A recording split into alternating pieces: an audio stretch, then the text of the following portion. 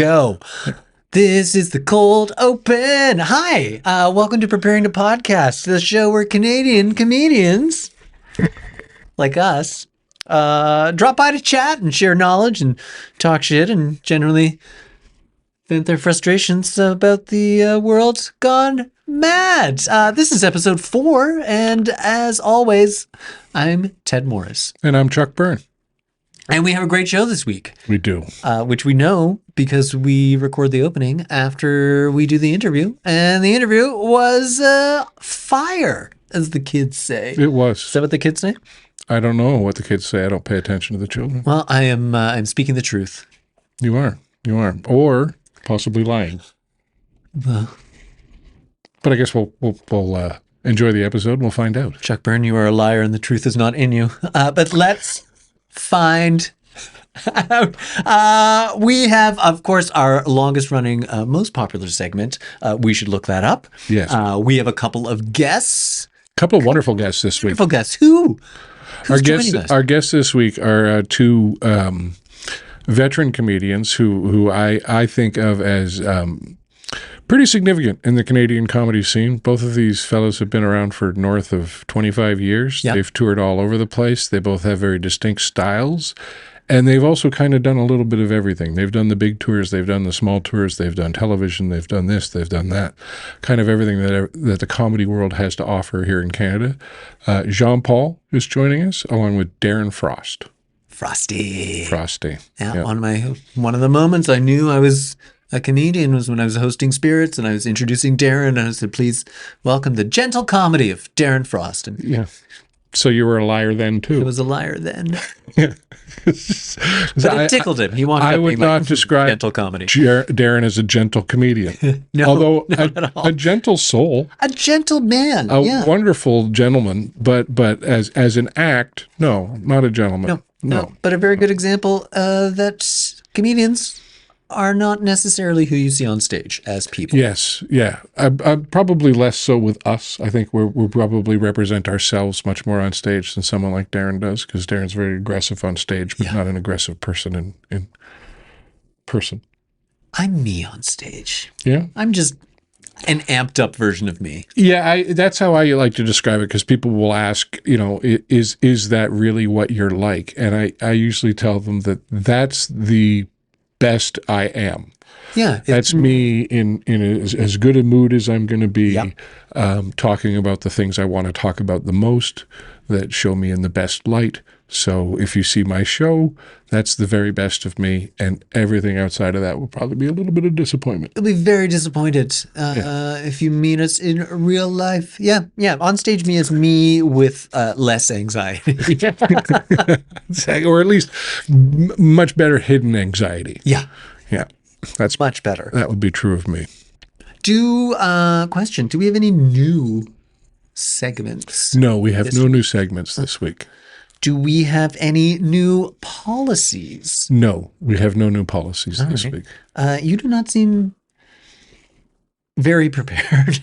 Well, that's kind of the point here, right? This is preparing to podcast, as opposed to prepared to podcast. If we were prepared to podcast new segments every week, we'd have multiple of policies, all sorts of stuff. But at the end, do you really want a lot of policies? Because if you keep adding policies, eventually you're Air Canada, and nobody wants that. See, like, it would appear that we have a script because we're holding papers if you're watching the video feed. Yeah. Most of this is sauce recipes. Yeah, and you can also tell how old we are because we are holding papers. Yes, that does date us a little bit. Puts us into the latter days of the previous century. In fact, that we're even holding paper. But it does bring us, the sauce brings us to our first segment, which is the we should look that up. We should look that up, because last week we had a classic stinger for our segment. Yes, we had a couple of issues come up last week. We had wonderful guests, Eric Andrews and Dom Perret, and previous to the show, both of them had asked, is there anything I can bring? Is there anything I can help out? And I told Eric, if you have a sauce that pairs well with ribs, feel free to bring that along, because after we record the show, we eat ribs. Yeah. And lovely little tradition and an incentive to get guests to come without actually having to pay them in real money. We offer them ribs.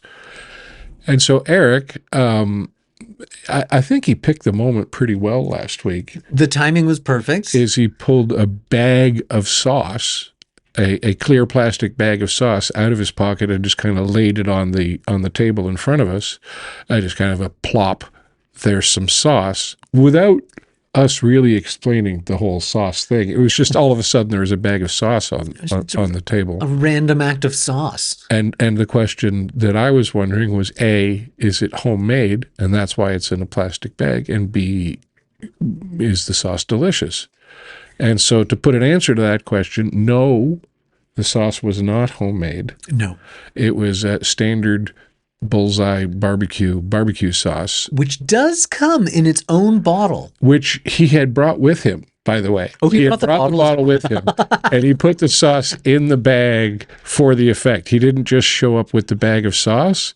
And so I thought it was actually a much better comedic moment than I had initially thought it was, knowing that he had pre-bagged his sauce before we started recording, knowing that moment. But then he waited until like 50 minutes into the show to lay the bag of sauce down. So he was patient with it as well. I appreciate that. I appreciate someone who doesn't rush their bit, who just waits for... He picked his moment, and he did pick a good moment because all of us were notably confused. Yeah. When he laid the sauce on the table. I've never been more scared of a bag of sauce before. It's amazing how disturbing it can be to see something outside of its usual container. Yeah, just a brown liquid in a clear Ziploc. Yeah. Not a sponsor. Ziploc bag. Ziploc sponsor us. Although it could be a sponsor. We'll talk about all the things you can put in your bag. Ziploc, yeah. All the different types of sauce you can put in all the different bags. So many hollandaise. Oh, yeah. Oh, I like a good chunky although hollandaise sauce in a bag might be more disgusting than barbecue sauce in a bag. Yeah, but if you want to dip your eggs, Benny, so that you can control the amount of hollandaise that you're getting at a time. The only control I want over the hollandaise is emptying the container of hollandaise onto the top of whatever I'm eating. I will always maximize my hollandaise intake. And you were like, how much hollandaise? All of the hollandaise. All of the hollandaise. I respect that. I don't know if I've ever ordered something that comes with hollandaise without specifically asking for extra before it even showed up. I just don't even, it comes with quite a bit. I don't trust you. I don't trust you because whatever you think is quite a bit of hollandaise, I'm looking at you and I know you're wrong, right? Most people, you can just look at them and know they don't have an appreciation for hollandaise the way I do. Right? There should be at least one X in front of the L if you're going to claim hollandaise expertise. Anyway, I'll get into a whole thing about hollandaise. I didn't realize that was going to be such a hot topic. It's almost as close to my heart as mayonnaise, which I can get pretty evangelical about. If you bring up Miracle Whip, I'm just going to punch you right in the face. The tangy zip of Miracle Whip. The tangy zip of me punching you in the face. Right. Yeah. Fair enough. All right. Fair enough. But there was also a second thing that we were going to look up last week because through the course of these conversations that we're having with comedians, a lot of other Canadian comedians come up because if you're telling a story, there's usually another comic that was there. There's another guy on the show or another woman on the show or whatever. We don't know civilians. So it has become kind of a tradition to kind of name drop other comics in the show. And last week, for whatever reason, we ended up name dropping Aaron Berg, I'd say probably more than 10 times. The name initially came up, we had some fun with it, and then it kind of became a punchline for the episode. That was our callback. Aaron Berg was our callback. It was our callback for the episode. So in case you're wondering what Aaron Berg is up to now, I am. I did look it up. Yeah. And I initially looked up the sauce. I found out about the sauce first. Obviously, sauce, that's going to be your main focus because I was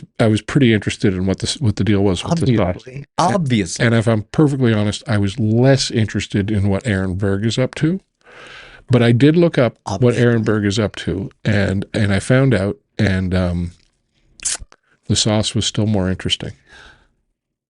Fair enough. Although I did a deep dive. I did some research. Did you? Oh, yeah. I checked out his podcast. Is it good? Modern Day Man. Modern Day I'm Man. going to skip over that nice little comment. And just, I didn't last very long. I do love Aaron as a person, but, Is it a little bro culture for you? It was very bro culture. It was very Morning Zoo. Alpha. There was a lot of it was very high energy, Yeah. excellent production values, but I felt like I was listening to Tampa Bay's Morning Zoo radio. Oh, okay. Bros. I get you. All right. Which, Not your flavor? no, I mean, this is the flavor that we're giving Oh, people. okay. This So is our this is flavor. not, yeah. Yeah. All right. Our flavor is a little Although, to be honest with you, energy. I wouldn't mind if we started shooting in Tampa Bay. A little warmer, a little nicer. Florida. Humidity would curl my hair, maybe. Ugh. Give it a wave. That'd be nice. Dangling penis of America. Okay, so that's what Aaron Burke's up to. That's what Aaron Berg's up to. Go check out his podcast. He's up to episode 26, so. He's up to weekly? Inconsistent. Oh, inconsistent. I looked at it and was like, well, this has been going on for more than a year, and I know how to do math. Okay, well, we're shooting for weekly, although we're going to have to figure out what we're going to do over Christmas because... no guests. I don't think we'll have trouble finding guests. Really? You just look for a comedian that, has already alienated their family. And What a sad guest. no, but most of the really sad... Sad crying guest. Yeah, but the sad comedians are the ones that front the best, right? They're the ones that are able to pretend they're not sad. All right, well, I'm going to make their lives I mean, make them feel worse about themselves. I spend most of my life in a crater of depression, and you've never seen a more jolly person. Dead inside. He's dead inside. Completely. But you wouldn't know it. You wouldn't know it. You wouldn't know Nope. it. But inside, he's curled up into the fetal position. Yeah. Just You know what'll be the last line in the Chuck Burns story?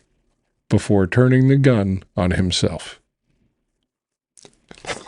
I want to know what the second last line is. Am I the person that you had the You gun don't want to. turned on? I'll just say this. You're going to want to miss the finish. I'll just say that. I got to remember to be nicer to you. Yeah, it's like the last season. It's like the last episode of Seinfeld. It's just going to be disappointing. So much build up. Yeah, so much build up, So much build up. and then they finish with the extra button on your shirt joke. Ugh. Maybe So that's what we should look up. I'm loving this segment. I think there's a reason this is our most popular segment, but I it's think a little consistency. yeah. Yeah, consistency. Yeah, it's consistently hit or miss. Okay, so we've introduced the guests already. We've done our segment. Yep. We don't have any new segments. Audience feedback. There was no audience feedback last week. I think what happened is we replied to audience feedback, and that made the audience nervous because they thought, "Ooh, I don't want to be in the spotlight," even though we protected the person's name. We protected their name fairly well. It's like when they make you anonymous on the news and they First don't. name and first initial of last name. Yeah. It's the same policy they have at Alcoholics Anonymous, and Anonymous is in their name. So that's the standard I was going by, Yeah. right? If they're allowed to go, Charles B., then so should I. That's just my thinking. Thank you, Charles B. Okay. I think the audience was just scared because they realized that we only got one bit of feedback. Well, I mean, So we didn't have a lot to choose from. No, So but- they knew that they were going to be in the spotlight. well, I there might have also been a comic on one of the clips about me fixing my teeth, but I don't bring that up because it's just I smoke, I drink coffee. How about you suck on a lemon, jerk? Right? I'm not going to swish purple toothpaste 16 hours a day just so you can be happy looking at my videos. How about you adjust the hue on your screen so that my yellow teeth look white? Huh? Maybe drop a purple, what are those things called? Jesus. No, it's like the cellophane. Drop a purple cellophane down in front, and all of a sudden all the yellow will look white. Nice little filter. This is what teeth look like. This is what teeth look like. This is what teeth in the real world look like. These teeth have lived a life and done things. These teeth have stories. You think the tongue has stories. It's all in the teeth. The teeth. Yeah, those stains are deep. Yeah. Bless me. You don't want to do those. It's like a mattress in a Motel 8 that's been there for 15 years. You ain't scrubbing that out. You ain't scrubbing that out. An exorcism couldn't get that out. Oh, no. Well, I went to the dentist yesterday. I'm not bragging. Most of the stuff that we do here is proof positive that no matter where you start on a subject, you can end up somewhere completely different very quickly. Yeah. And also, points out that we're just looking down at nothing. I mean, Yeah. There's nothing written on the paper. That's the problem. I mean, But we've covered the problem is we've covered everything that we were going to cover, but we never really typed up a way to end this segment. we could just end it very like abrupt. A single clap is actually easiest. But thanks for the second clap. While you were looking at me like you were anticipating me to do better. something. Being better. I felt the disappointment in your face. Yeah. Single clap is only good at a gangbang. Okay, so we are. Hey, What? There's no rules, right? This is the internet. There are no rules. But you're jumping ahead to the gangbang portion Well, prematurely. Come on. It's lead strong. Yeah. That is not where we planned to start. That was where we You were going to got wrap 30 it up. seconds to get this internet thing on your side. You don't say something crazy and controversial and act all wacky. It's My due dates are here, here, and here. JP is now playing Tetris on his phone. yes, correct. Boom, boom, boom. So we are here with our guests, Jean-Paul, Darren Frost, two veteran giants of the Canadian comedy scene. Wow. Wow. Yeah, Okay. I'll take it. You wouldn't describe yourselves that way? No, but okay. I think anyone who's consistently done comedy for north of 25 years can call themselves a pretty big deal, especially if you're doing that in the Canadian market. Yeah. Yeah, I mean, a veteran, yeah. Giant is debatable, but veteran, yeah, there's no doubt about that. Is there anybody in stand-up comedy who doesn't know you? Anyone under 35, Yeah. Really? yeah, like it's I would say- unbelievable. Oh, I think, but in terms of the comedians, I would say you're probably better known than most of our generation. I think so. You'd be surprised because I mean, and I'm not saying this for poor Darren, he's just not known. Like I go into venues all the time and they're open mics and they're like, yeah, just throw your name in the bowl, you might get pulled, you know, like that kind of thing. And they're like people who run the shows, and these aren't new people. These are people who've been around 5 years or whatever. They still don't know, and you got to, you know, you humble, you either do it or you don't. But that's yeah. I feel like a superstar at those open mics. Well, you They don't know who you are, and they're like, "Oh, you're That does amazing." surprise me. That leads me to think that the people that are getting into comedy are not the same people that used to get into comedy. Because No. it used to be that was all you were interested in, was knowing all the comics. Because you want to be a comedian. I think now, I think the kids call it clout chasing. Right. You know what I mean? So they're not necessarily in it wholly for the art. For the title of being a comedian. Correct. Like so it'll lead to something else. Whereas when I got into comedy, I still want to just do comedy. I think the two things that are different is the idea of history and integrity. Those are completely different now. And, you know, that's just the way it is. Same thing. When I got into it, I knew all the comics. I followed all the comics. I wanted to be a comic. You know, whether you're successful or not, that didn't matter in the beginning because that's not why you got into it. And integrity was important. Now, integrity isn't important. You can lie on the internet and fake it till you make it, and that actually helps your career now. Yeah. And that's part of the byproduct of what's kind of going on. Yeah, the downside to the internet is that it's a terrible gatekeeper. Right. Oh, it lets everyone in. Yeah. Yeah. The gate is too wide. Well, there's no gate. If you have Wi-Fi Yeah. access, you We can. need to make it harder to get on the internet. But, you know, be a skills testing tool. for every bitter fuck like me, there's a comic that did use the internet who never would have gotten farther because of the bullshit gatekeepers in the past. So, you know, if I've got to struggle a bit because of that, I'm okay with it. I mean, you know, that's just the way it is. But I also don't have a problem with the internet or social media. It's just, No. it's just sometimes there's disrespect. You know what I mean? But again, disrespect is an individual feel 100%. or perspective. And I would say my biggest problem with like social media and stuff as a comedian is that I feel like they've given me an extra job.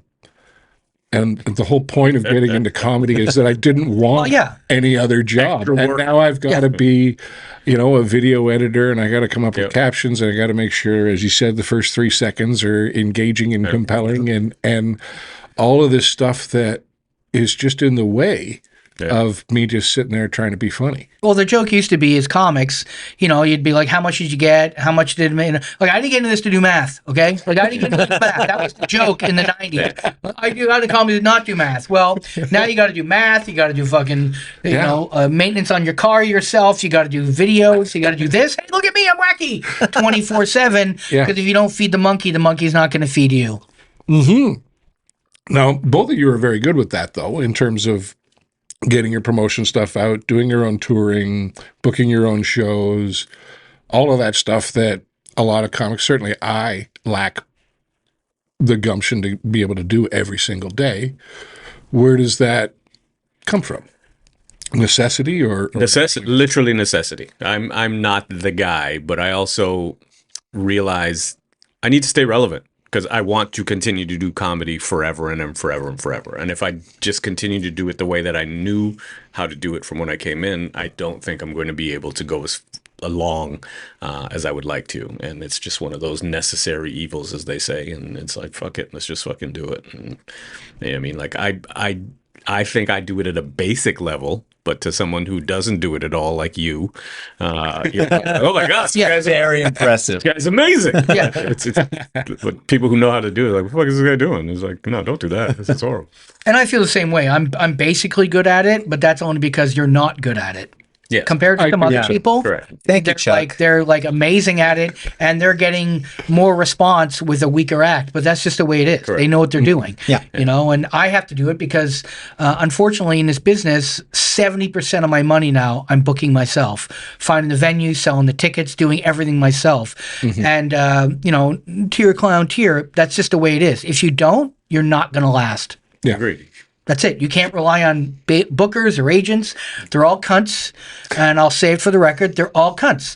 They'll tell you one thing, and then 2 weeks later they'll do the exact opposite, and that's just the way it is. Yeah, well, yeah, and it's a hard lesson to learn that no one is more interested in your career than yourself. Right. And if you're not interested in it enough, then nobody's going to give a damn about it. Yeah. Oh yeah, I was never the hot, the hot topic, the hot new comic. Yeah. Agreed. None of that. Agreed. No. I just stuck around and kept doing it. That's all it is for me. I love the look on bookers and gatekeepers' faces when they see me somewhere that they think I'm not supposed to be. It's like, how the fuck did you get here? And it's like, you don't worry about that.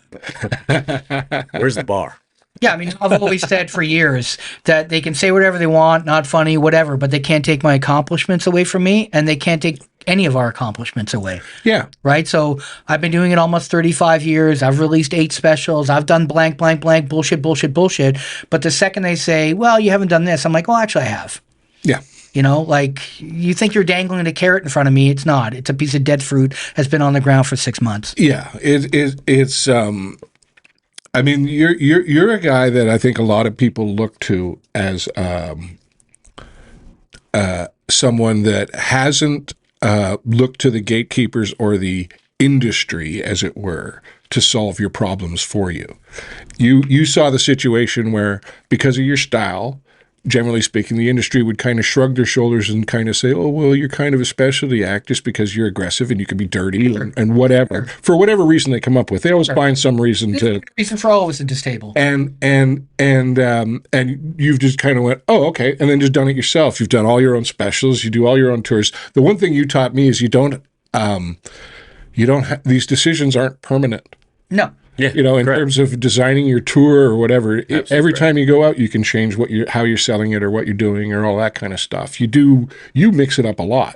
Yeah, and because it's the things I can control. Like, let's make no bones about it. It's things I can control and things I can't. You know, like I've had bookers, and someone who's booked all 3 of you and not me has said to my face, you don't fit in my box. Like, that's the reason. And I'm like, don't say that. $1. Too easy. $1. Too easy. But literally, they're like, she's like, I think you're hilarious. You don't fit my box. Now, I could easily have said, listen, let's go over the last 10 people you booked. 8 are lame, 2 are great. And if you think those 8 people are better for your show than me, we're not in the same business. Yeah. But where does that get me? It just gets me nowhere. Yeah. It just makes it awkward at the next party that they're at with me, which I enjoy. Don't get me wrong. That's my superpower. Yeah. When people are awkward to be around me, they can't look me in the eyes. I fucking love Nobody that shit. lights up more than Darren Frost seeing someone he has an issue with Oh, at a God. party. Of course.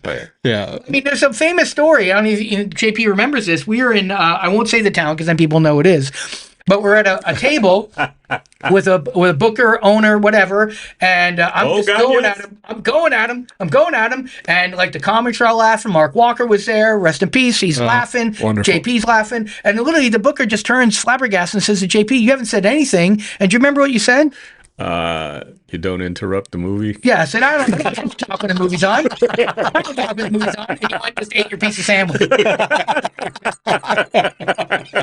Look, it's all cute little funny podcast moments, but at the end of the day, that guy's not going to book me now.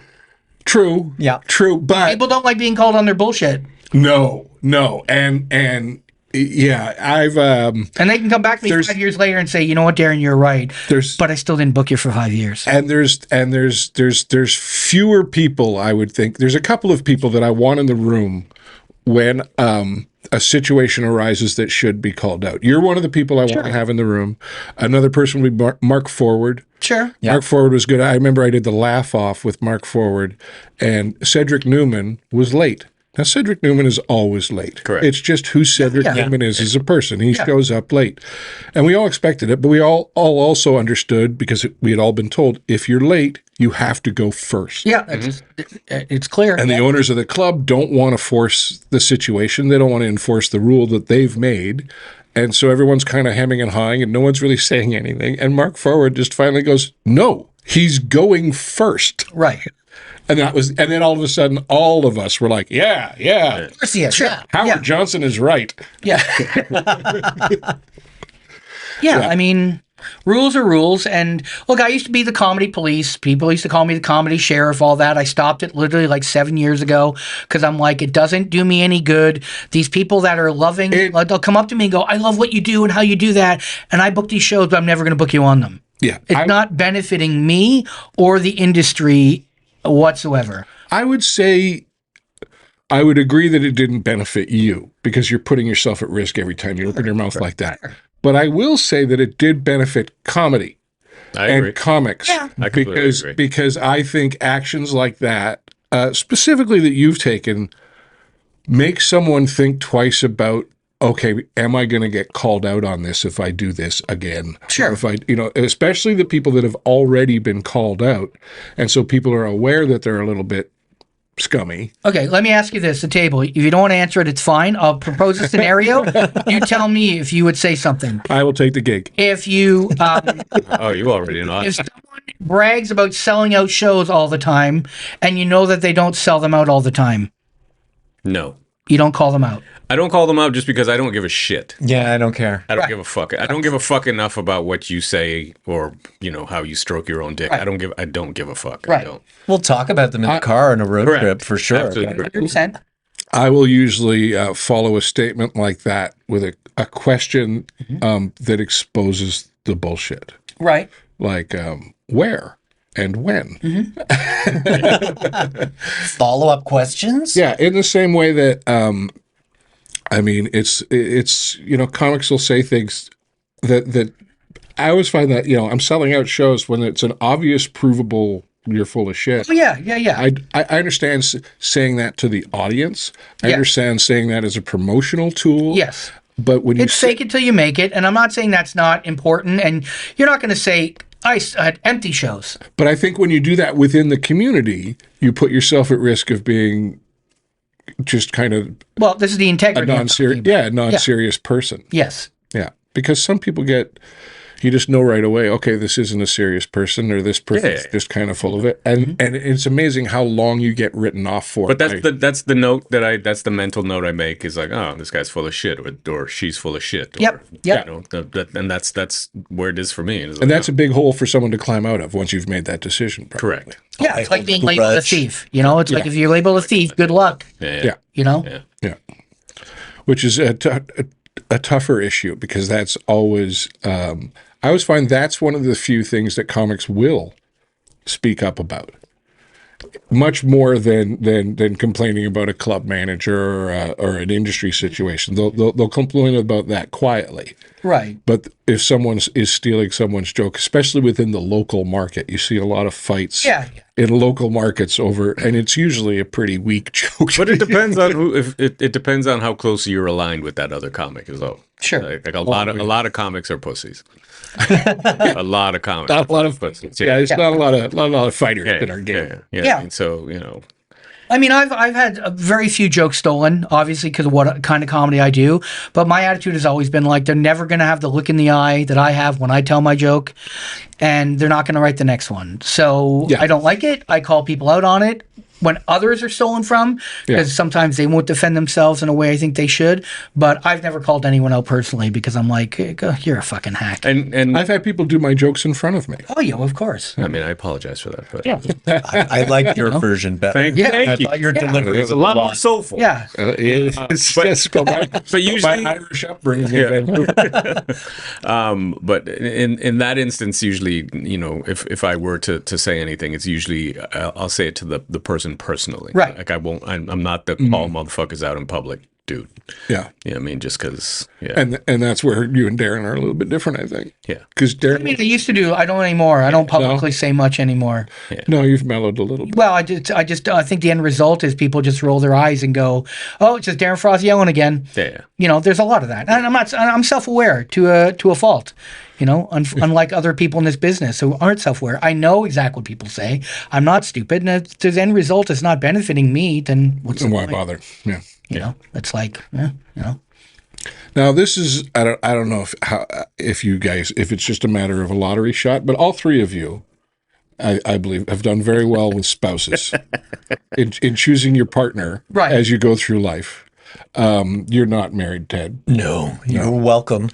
because you understand fundamentally it's against God's law. It's against God's law. Well played, It's Chuck. between one man and one Chuck. woman. Yeah, Well and, played. and if there's It's an Eve, not I don't even know the rest of that. Steve. Eve and Wendy, Right? Yeah. Fuck Wendy, even in Peter Pan. No, I'm fine with women getting married to each other, but dude, I like the videos. I like the videos of that happening. I enjoy the videos. That old joke. don't get me started on gays having kids.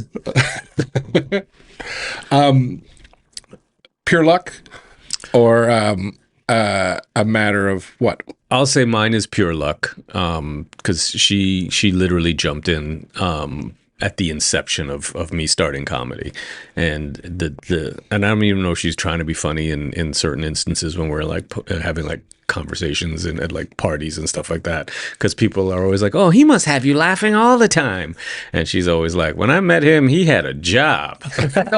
So you had never done stand up when you met her, or you were just kind of Just dabbling. Okay, just so you dabbling. weren't making your life income from that. No, Right, not even right, close. right. That's a different. Yeah, not even close. And Yeah. then her only thing was I just want, because again she's got a master's, she's got Yeah. a graduate degree, like she's super smart. All of the things that would Correct. ordinarily think I'm going to avoid a shiftless comedian. Absolutely correct. And all she ever asked was I just want to see you put in the work every year and do work harder every year, and that's what I've done.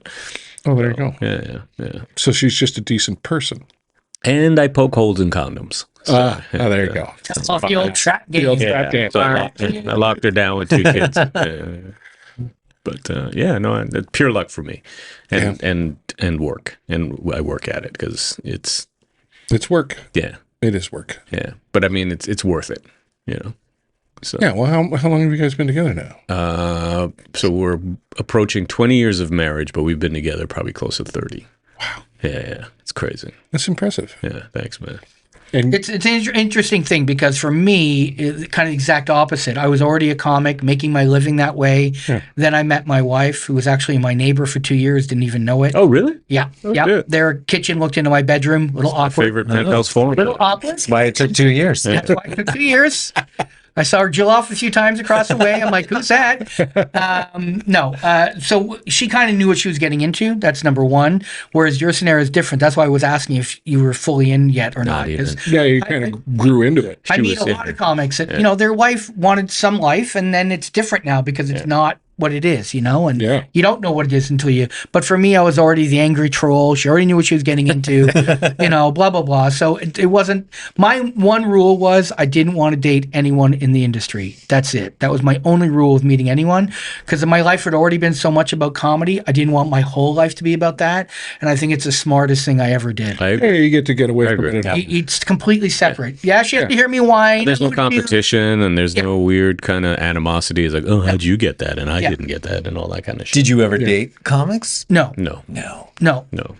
And the problem is, there's a lot of female comics I would have dated and fucked the shit out of, but I had to turn down one or two because Elvira. if the shoe fits, the shoe fits. That's all I'm saying. She's got a wide shoe. Well, I don't want to spread rumors, but you know, like if you need a shoehorn, you need a shoehorn. Where has that shoe been? All I'm saying is that I think some people that I may have turned down in the past or didn't go anywhere think there may be another reason. It literally was I can't in the business. I dated a few people in comedy. Did you? And What? And How'd that work out? They're all doing very well. Yes. yeah, I would say in a couple of instances it worked out fine, Right. and in a couple it worked out very poorly. Right. Which is life. Yeah, but that's Which is like that the regular problem people, is civilians when would it have done the works same out. thing. But the problem is when it works out poorly, you now have an awkward thing within comedy, which is supposed to be your complete safe space. Right. Right. Yeah. Right. You've created your own fucking spot. But gotta you shat enjoy. where you ate. Yeah, So right. that's the problem. Yeah, yeah. Yeah, but you know it was pretty delicious at the time. Yeah. If you're a shit eater, that's fine. We're in a non-judgmental space. I'm going to judge that. I'm going to judge it right now. Yeah. Yeah. That's fair. Okay. But, you know, my mom was one of the sense of humor who liked all the dark kind of crazy shit. She came and saw me once in Niagara Falls. I was hosting What'd for... you say? Oh, sorry. Exactly. Niagara. Falls. Niagara Falls. And she came and saw me, and like you're talking about, do you want to do a good show for them and everything? And I'm hosting, and I did well. The Middle had a tough weekend. He's a very funny comic, but, you know, Niagara Falls can be a little weird, touristy, you know? Yeah. Falls. Yeah, false. And the headliner was the headliner. I'll just leave that alone. You can read into that. names, You can read into that if you want. Drop names. And my mom gets hammered, and because that's how she has to get through this show, just As like you me. do. And after the show, she sits down. We're in a booth, and she's like wanting to give me this talk. I'm like, oh, I'm going to get a pep talk, you know. And she just looks at me, kind of hammered. She goes, "Tell me honestly, those two comics don't work more than you, do they?" I go, yeah, they do, Mom. She goes, "You got to quit." Really? Yeah. I go, "What?" She goes, you got to quit. No, you're done. I go, "Look, Mom, I didn't think this was the pep talk I was going to get. I thought you were going to say you're way funnier than them. You got to stick it out, kid." She's literally like, you got to quit. You're done. Really? Yeah. That's hard. And that was the last time I cared about someone being in And the so you, but like that's, see, I would frame that as they work more than you. Are they worse than you? Because Yeah, they didn't do as well as me. But that's what I'm saying is, Yeah. when she's saying you've got to quit, maybe she's saying you've got to quit the current situation because you're better than this situation. No, I think she thought it's like she already knew my life up to that point of all these crazy things that have happened. And it's like, you know, this is not going to get easier. This is only going to get harder. I don't think she was saying quit because she thinks I'm shitty at it. Yeah, Just I as a quit that. mother, That's not what I got. as a mother, This is she's going like, to be too hard a this road. is going to be so Yeah. hard that it's like you're gonna kill, and no one's going to acknowledge that You're setting yourself for a life of frustration. of frustration, And which rejection. Yeah. the whole business is. This is That's what we. That's me. literally. I don't think we know that's what we signed up for, but you realize that quickly that's what you fucking. It's signed up for. 100%. 15 Literally. rejections and a maybe. Yeah. Well, those are good numbers. I'm more like, I'm 40, get the fuck out of the room. 20, I don't want to talk to you again. 1, what? Maybe. Okay. But is it That might be the name. That might be the name of my next fucking tour. Maybe. But yeah, but in relation, as far as I go, like I'd rather not. Like if people I know are coming to a show, I'd rather not know that they're coming. Yeah. Sit at the yeah, back. yeah, Don't let me know you're there. Yeah, so then that Yeah. way, you know, and then after he's like, "Oh my God, you're here! Holy shit!" You know, because I do go into a kind of feel like I need to put on a proper show, and then I'm way too in my head sometimes. But now I try not to give a fuck. But I know early on and up, I wouldn't say up until recently, but like a good chunk is like if I knew someone in the crowd, it's like trying to impress a girl. Yeah, I man. had a bunch of people come from university days that I hadn't seen in over 20 years, and they came down to an album taping I did in Toronto. Wow. And, Wow. Of all and, the things, and I knew they were going to be there, so I just was unavailable before the show. Like I went and hid out Yeah, so that right. there was no Yeah, chance right. that I could run into them before I hit the stage. Yep. I didn't want to know where they were in the room. I did, I needed to be a blind. But even then, if I know that they're there, I'll be thinking about, oh man, you know, where are they sitting, but like, are they enjoying this? Am I doing well? Am I Yeah, fun? it's just something It's in you my fucking head. It's crazy. It's something you might end up thinking about, and you don't want any of those if you can avoid them. Absolutely correct. Yeah. Absolutely correct.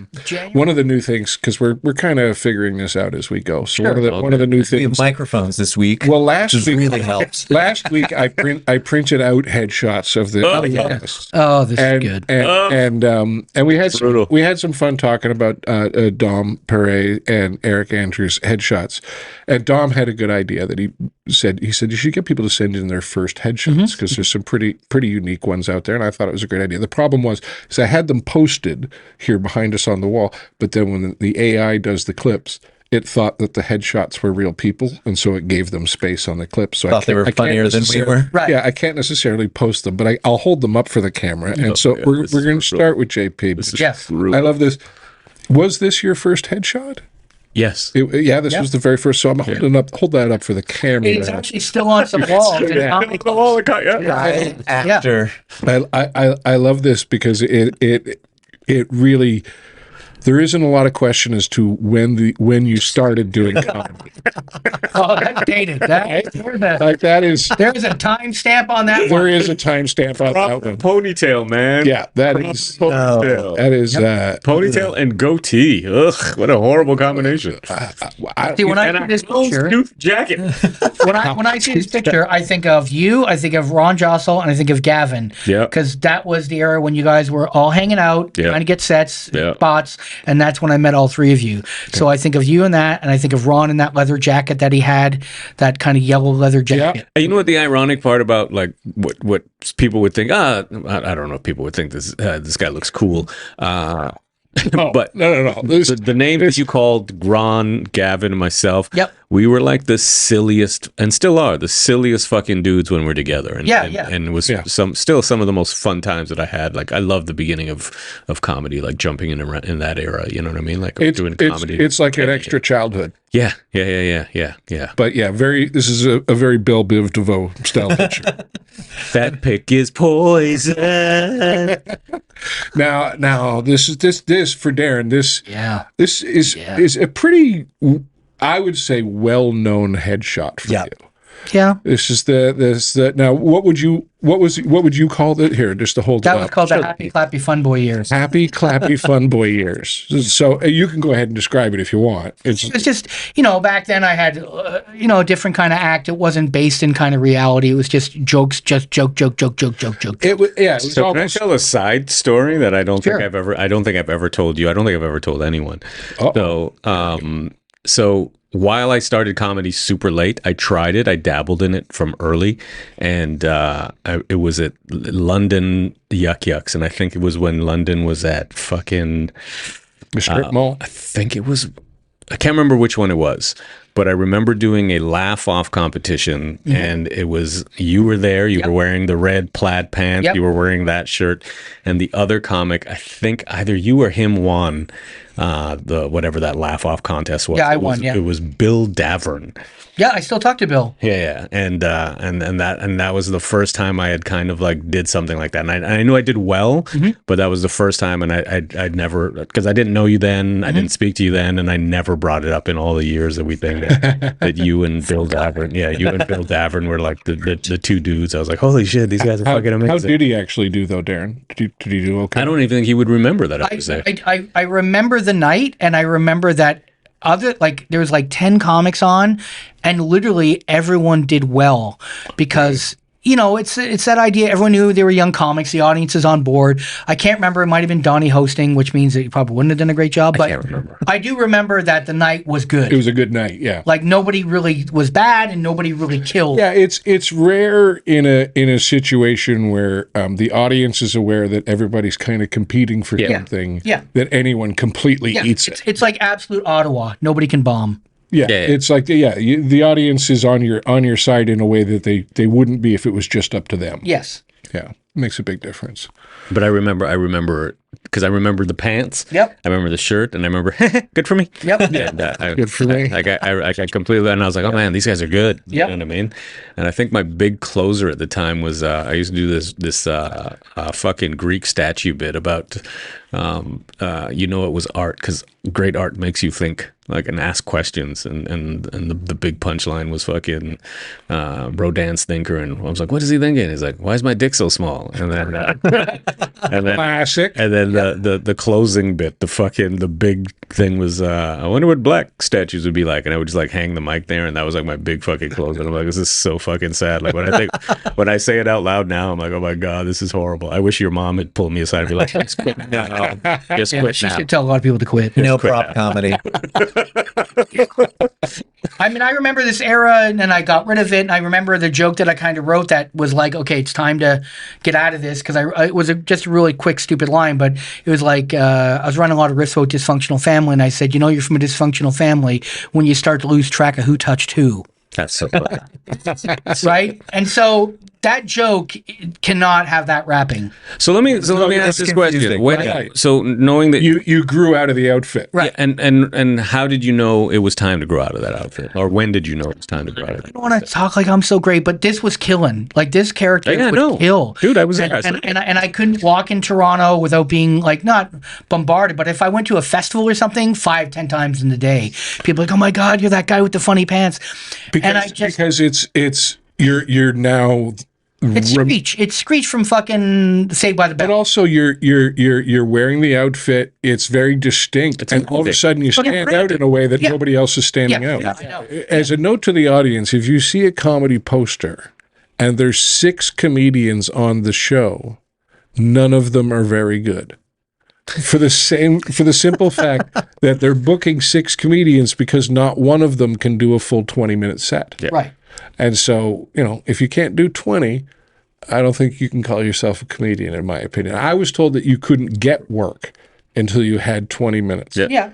And the real number was 30. Yep. But if you were funny enough at 20, they'd start putting you out there to, I'm sure he can, tap dance for an extra 10. I got to tell you this. Which you tell yours, I'll tell mine after. So we all love Ron Jossel. We all love Ron Jossel. Yes. Can we just say that off the top? We love Ron I Jossel. genuinely love Ron. I've told Ron this story to his face, so he yeah. knows about it. So I'm doing London Yucks once, and it's me, Ron, and I won't name the MC. But he gets stuck. No, Tony Cuomo. he gets stuck in traffic. So literally calls the highway shut down. The host? The host. Oh, okay. Highway shut down.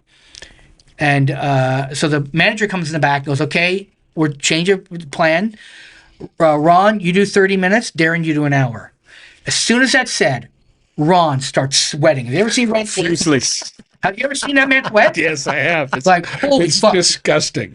And he's like nervous and everything. And I go, what's wrong, Ron? He goes, I got 21 minutes.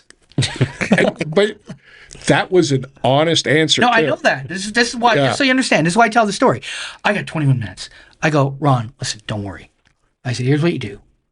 Do your 21 minutes. And if you want to do a little crowd work, fine. But if you can't, just bring me up and I'll do an hour and 10. No one's going to rat anyone out. Yeah. Don't worry about it. No one's the wiser. Why? Because you didn't sit here and go, I got an hour and I got to cut this down. You knew to the minute. Second, actually. To the minute. Like, I've never heard someone go, I have 21 minutes. So literally, he goes on. It was a great 21 minutes. No, don't get me wrong, but this is what I'm saying. He goes on. He's killing. He gets to 21. I swear to God. He goes like this. Hey, what's your name? Frank. Oh, yeah? What do you do? Work for the government? Huh. Hey. He just starts sweating again. And so I'm up at the popcorn machine where there's light and he can see me. And I just go, bring me on. Yeah. Wrap it up. Like this. He goes, Darren Frost. And I go on. The show is great, but it's just like, that's why I loved Ron. He didn't bullshit me. No, he was he honest told me about it. straight. He knew exactly how much time he had. This is a weird situation. No one's going to rat him out except me now 20 years later. But it's like, the story is a great story because normally you don't find that. You have someone who thinks they can do an hour and a half. I think 10 minutes. Well, and I've also, and normally you don't have your side of it either because when I was first starting out, I got to a couple of gigs that you know before you've started that it's tough. Mm-hmm. And I've had the headliners look me square in the eye and go, "You better do every minute of your time." Yeah, Bodger used to do that. Yeah, And that's the worst thing to tell somebody who's worried about doing. I was already worried. Yeah. Yeah. You had. So mine was Mississauga Yucks, and Mike Himmel was fucking I guess the general manager of whatever Yucks at that time. And, Sweet man. Yeah, very, very, very nice guy. And again, I had a killer fucking 20. But I was like, And a week 22. yeah, a week 21. So I was like, Chasing Ron. yeah, and so I was like, yo, how come you guys don't middle me? You guys blah, blah, blah. And I was like, I could do the 30. And finally he relents and he's like, all right, fuck it. You can do 30 at the Mississauga Club. Mm-hmm. And I literally hit fucking 20. And that 10 minutes after that felt like 45. And it was horrible. Oh, Yep. Absolutely horrible. And I remember walking by fucking Mike Himmel. I was just like, I'm so sorry, man. I'm just so fucking sorry. And he's like, I did a boat cruise once. I don't know if you know about those. It's when comedy's supposed to be on the water. Oh my God, I remember those. And it was with Talmadge. And I go on, I do my act, and it doesn't go great. It goes okay. It's Funny Pant Darren. Yeah. So these aren't like edgy jokes. No, high percentage Darren. Yeah. And so Himmel's furious at me, right? Furious. He's like, come upstairs. Flew up to the top. Now, while I was on stage, I saw lights, okay? And I didn't know what they were, right? Mm. And he goes, I think I should tell you that while you're on, people were so offended at your act that they water taxied off the boat. I'm the middle. Yeah, I'm like, yeah. and they water taxied off the boat. So just so you know, you're probably one of those comics that are proud of it, that they paid $60 to get off the boat instead of waiting for you to be done. I mean, I would kind of be proud of that. It's pretty nuts that they're willing to pay it like Just the second cover. You didn't just walk motherfuckers. You boated motherfuckers. He tells the story. There's speakers on the top deck of what's going on downstairs, right? And Funny Pant Darren was too much for this crowd. Oh, yeah. Talmadge goes on, Yeah. does this pussy fart joke, Yeah. and in the speaker, as Timmel's telling, Look at your face. and I go, Mike, and I point up to the speaker and the pussy fart joke, It's a good joke. and I go, what do you think they would have done then, huh, Mike, if they heard that? I think they probably would have swam to shore, Yeah. right? And to Himmel's credit, he just goes, okay, this conversation never happened. Just walked away. I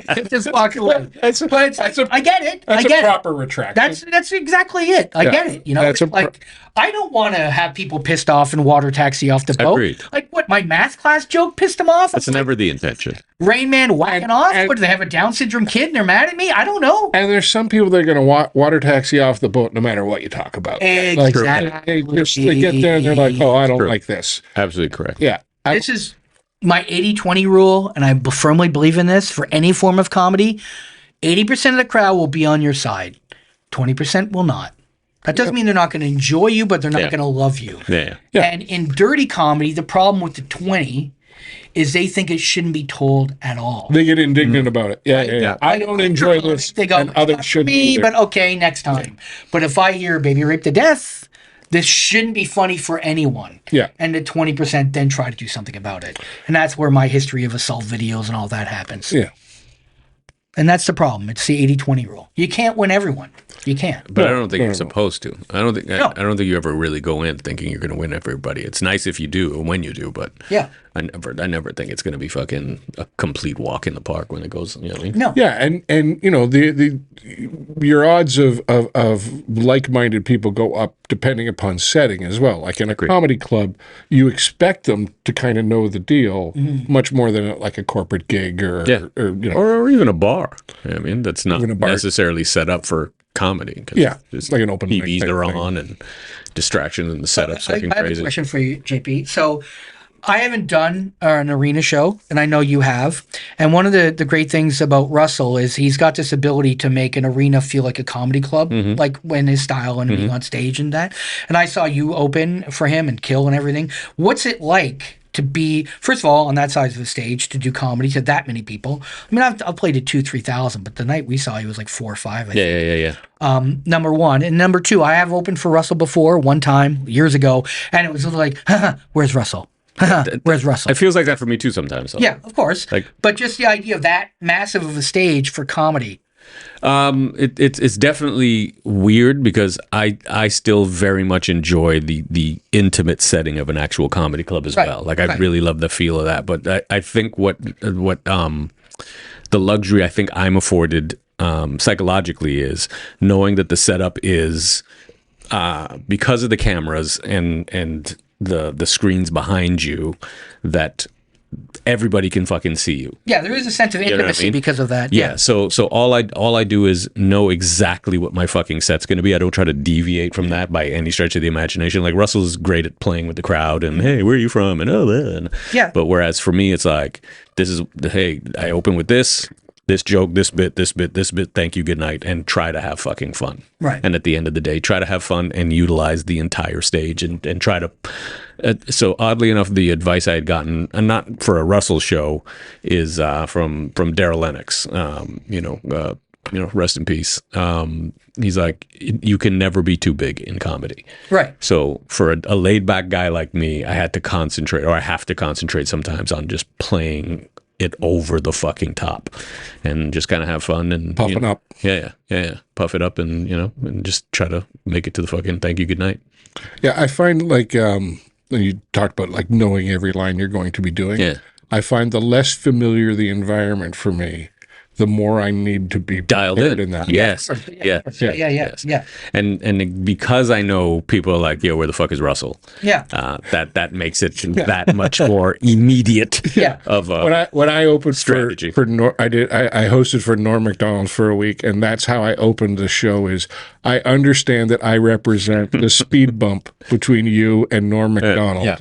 I'm sorry, but we're gonna have to go over the bump. Yeah. And then everyone kind of relaxed. They loosen up. Like, okay, I know we have to wait. And, I'm the opening band. You didn't come to see You me. open for some big acts, right? You're like in, Oh yeah. I probably the last big one was Alan Carr, and the first night was fine, and then the second night I was like, oh yeah, no, I realized what I did wrong. I was like, yeah, I need to apologize for being here off the top. Hi, and then we had a great time. Yeah.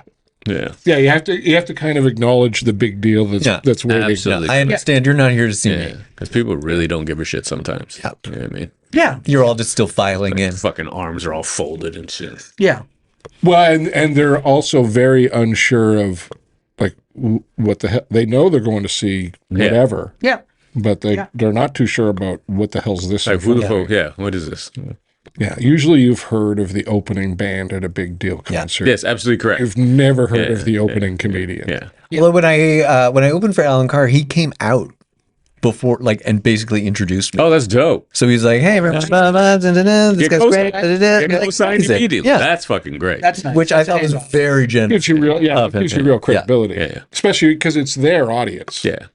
By every. It's like, I chose this motherfucker. Yeah. Patton Oswalt once said, he's like, I want a comic that's killing. Yeah, I you want to really follow that. want a Oh, yeah, comic yeah, that's yeah. killing. Yeah. I don't want it to be an easy like guitar act, which was Carlin used for years or whatever. He wanted it to be someone that's really killing.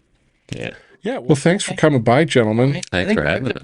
I think And that brings us to the end of our time together for episode 4 of Preparing to Podcast. that was fun. That was a good chat with those guys. That was great. Thanks to our guests, Darren Frost and Jean Paul.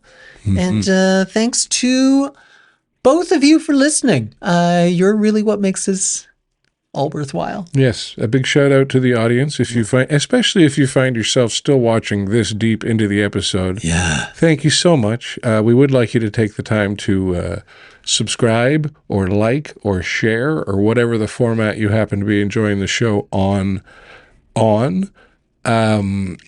That will actually help us out a great deal. Surprisingly, it costs you nothing and it could make our dreams come true. Yeah. What's So wrong with please you? like and subscribe. Why are you trying to stop our dreams from coming true? Oh, and you can find us at Preparing to Podcast. Very helpful. All the formats and such. I like that. You're very plugged in. Do we know who's joining us next week? Yes, again, veteran comedians joining us next week. The great thing about starting out a show like this is There's a lot of comedians to get through in the marketplace. So, and because we're serving ribs, people seem eager to join. Yeah. So next week, joining us on the show will be Paul Haywood and Dave Martin, a couple of great Canadian comedians. Looking forward to that. More dudes, more white dudes. Yes, more dudes. More white dudes. But, you're booking the following week. Yes. So maybe you could track down some what are they called? Fag hags? Yeah. Fag hags or fruit flies. Ooh, fruit flies. Fruit fly is fun. Yeah. Sluts. You'd probably get away with that more than I would. Oh, yeah. I get away with a lot with sluts. Yeah. You best believe it. I'll change you. Like, you won't. But this is going to make a fun story someday. All right, we're going on too long. All right. Thanks for joining us, everybody. Thanks, everyone. I'm Chuck. I'm Ted. Goodbye.